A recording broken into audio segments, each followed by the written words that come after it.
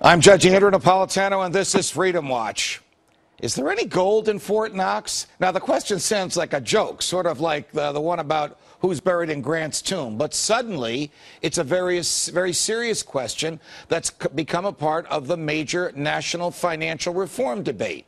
After the financial turmoil of the past 2 years and the related decline in the value of the dollar, gold has become an even hotter commodity than usual. That's a reminder to hardcore free market advocates that a gold standard once was used to back our currency, making it harder for the government simply to print more money willy-nilly to cover its bills. Not surprisingly, the Federal Reserve has been resistant to an audit of its money printing and money lending activities, even as the idea of an audit has become more popular on both sides of the aisle and in both houses of Congress. More surprisingly, though, they've also been resistant to a simple audit of their gold supplies at Fort Knox and in the New York Fed's vaults. Why? Is there less gold there than there is supposed to be? Has the United States government sold off more of its gold since going off the gold standard than we were led to believe? Joining me now to talk about all of this is the chair of the Mises Institute and a champion of free markets and sound money, Lou Rockwell. Lou, welcome back to Freedom Watch. Judge, great to be with you. Is there any gold left in Fort Knox? Well, I think we'd like to find out. Ron Paul talks about this, why there ought to be an audit. There has not been an audit since the 1950s.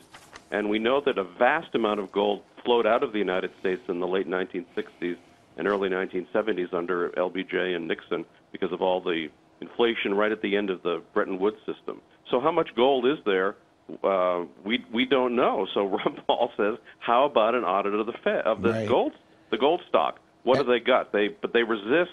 Why do they resist?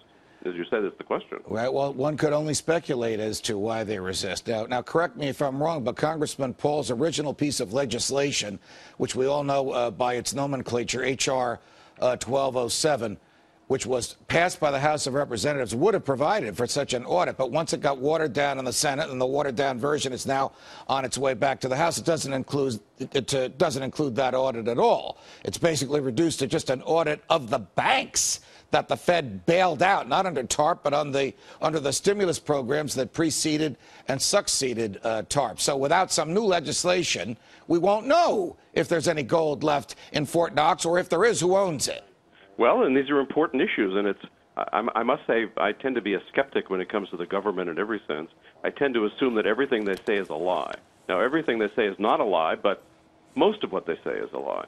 So seems to me they need to prove to us, need to let an independent assayers go in there, count the gold, and test some of the bars to see, are they gold?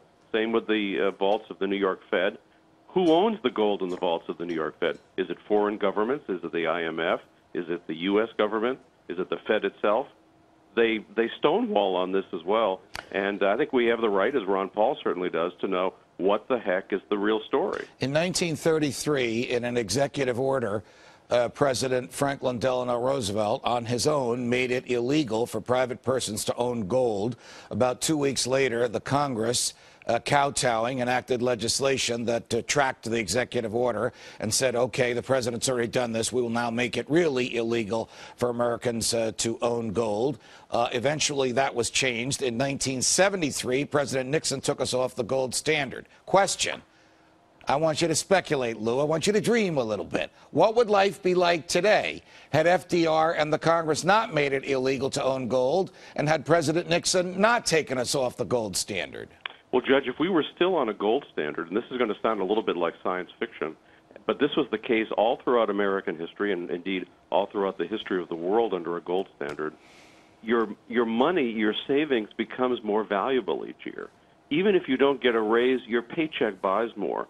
The savings that a young person puts away in their 20s when they want to spend them in their 70s buy more. This is the way a free market society operates, because they're not expanding the money supply, but the goods and services are being expanded, so money becomes more valuable. This is the way it's supposed to be. It requires vast efforts by the government, by the Federal Reserve, to actually turn this around and make our money depreciate and make its value diminish and even disappear.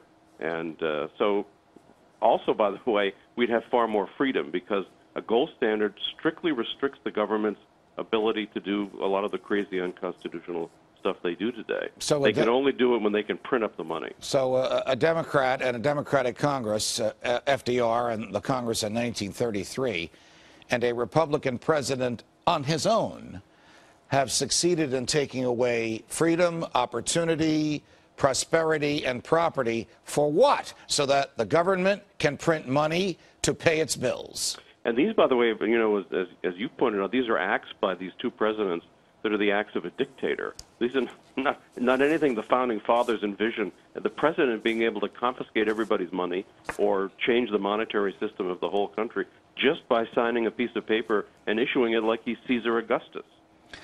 Lou Rockwell, it's always a pleasure. Thanks for joining us on Freedom Watch. Thank you, Judge. You can catch today's show on foxnews.com/freedomwatch and on Sirius 145, XM 168, or online at foxnewstalk.com at 6 p.m. Eastern on Saturdays. From New York, defending freedom. Until the next time, stay free, America.